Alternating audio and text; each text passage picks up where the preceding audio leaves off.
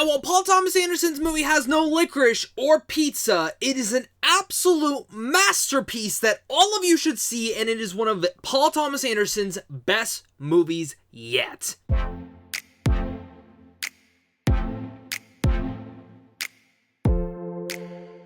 What's going on, everybody? Welcome back to a brand new movie review. Today we're going to be discussing Licorice Pizza. This is, of course, directed and written by PTA himself, Paul Thomas Anderson, and it's the story of Alana Kane and Gary Valentine growing up and running around and going through the treacherous navigations of first love in San Fernando Valley in 1973. You got the likes of Haim and, of course, Cooper Hoffman, the son of Philip Seymour Hoffman, all starring in this movie with many celebrity cameos like Sean Penn, Bradley Cooper, Skylar Gisondo, and Maya Rudolph all showing up along the way, and plenty more. There are giant surprises throughout here.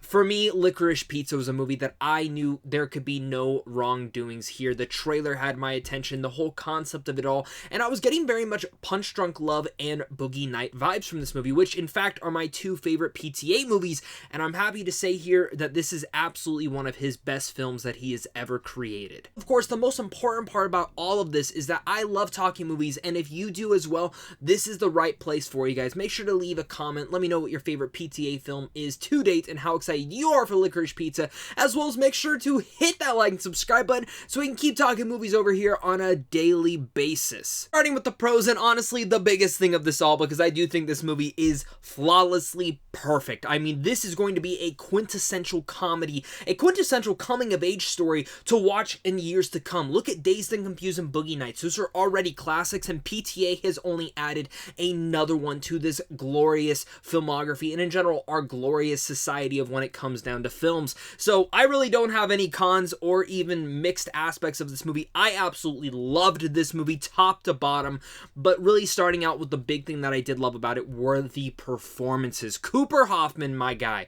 I can't wait to see more from this, because what he brings here is the same charm, delight, and energy that his father also brought to the screen, but also in his own vein and style. You know, I loved Philip Seymour Hoffman, and when he had passed away, I was so sad, because that guy brought his all to every role, and Cooper Hoffman very much did the same, and I feel this very much personal feeling watching this entire movie because of that aspect, and especially because of how close PTA was to Philip Seymour Hoffman.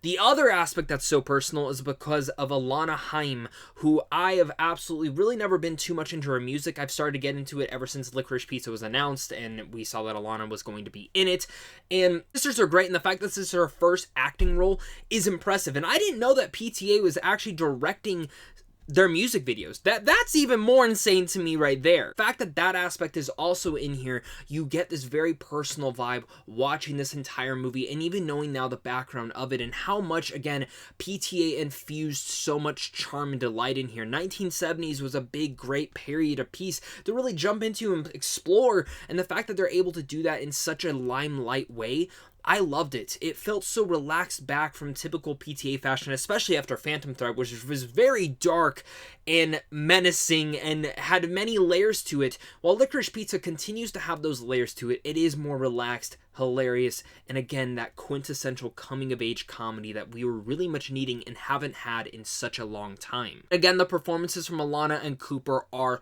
phenomenal. Alana gives probably one of the best performances that I've seen all year long. I would argue that she should be nominated for an Oscar this year. That is how damn good she is in here. And their relationship, their chemistry, it works wonders. We've all had that first love in our life that maybe it'll work out, maybe it won't. But that chemistry very much brings that personal aspect again, and kind of attacked me soulfully, because I was sitting there, I was like, yeah, I remember being in a place like that. It was just absolutely phenomenal. Both of them absolutely ran the damn show. Also, the likes of Bradley Cooper, Skylar Gisondo, Sean Penn, all of them have great little moments and segments in here that I don't think will be like Oscar nominated. I know some people thought Bradley Cooper might be. He's great in it, don't get me wrong, but he's maybe in the movie for less than 5 minutes. At any any second that the movie spends in these celebrity cameos per se never detract from the actual story. They just feel like a live in the moment type film. And that's what I love about this is, you know, not trying to play on the puns with the pizza, but this feels like a slice of life type movie where it's just this one period of time with these two characters and it's just their part of the life. And again, this hopelessly romantic kind of aspect that they are going about in and who they might encounter during this time period. That's some of the stuff that PTA does so well within each and every one of his movies, is attacking that slice of life aspect. Boogie Nights, Punch Drunk Love, Magnolia, whatever you want to say about it, that is some of his best segments, is bringing about those types of lives and just centering on that one aspect of it all. Don't even get me started with the way that he infuses the music during this time period and brings the entire story to life. Again, this is just a hilarious movie that there are multiple points in the film where I was just sitting there laughing my ass off, smiling, and just in general enjoying myself. The thing that I can really say, and this is how I know that I'm watching like a cinematic, something special, is when I sit there and I'm like almost in tears and nothing that's even emotional. The movie started and I already felt emotional the second Cooper Hoffman came on screen because of his father, but as he starts to interact and act and really much become this character, I was sucked into 1970s San Fernando Valley and just absolutely was whisked away into this world, into this time period, and I never let go from there until the very time that the ending credits rolled. And even then, I still sat there going, I want more, because I loved this movie. Licorice Pizza is a damn gem, a quintessential movie to see this year and beyond. It's light, joyful, sweet, and hilarious. The passion and love that PTA infused into this movie is some of the strongest he has ever done, and you are not ready for Hoffman and Haim's performances. Truly perfect. This is an absolute masterpiece, one of the best films of this year, and I can only imagine on rewatches this movie becoming one of my favorites of all time. Damn dear God, if that's even a damn phrase you could say right there. Seriously, PTA, he should be nominated for everything on this movie. I absolutely loved it. I can't see someone walking away from this movie and being disappointed. This is a slice of life film that everyone needs to see. So with all that said, I'm going to give Licorice Pizza, you guessed it, an A+.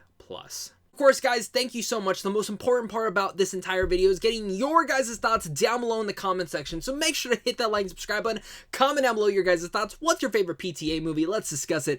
Also, make sure to head on over to Sandwich on Films on how to see films early. And of course, guys, just a big thank you to you guys for clicking on this video once again. So of course, until next time, stay classy.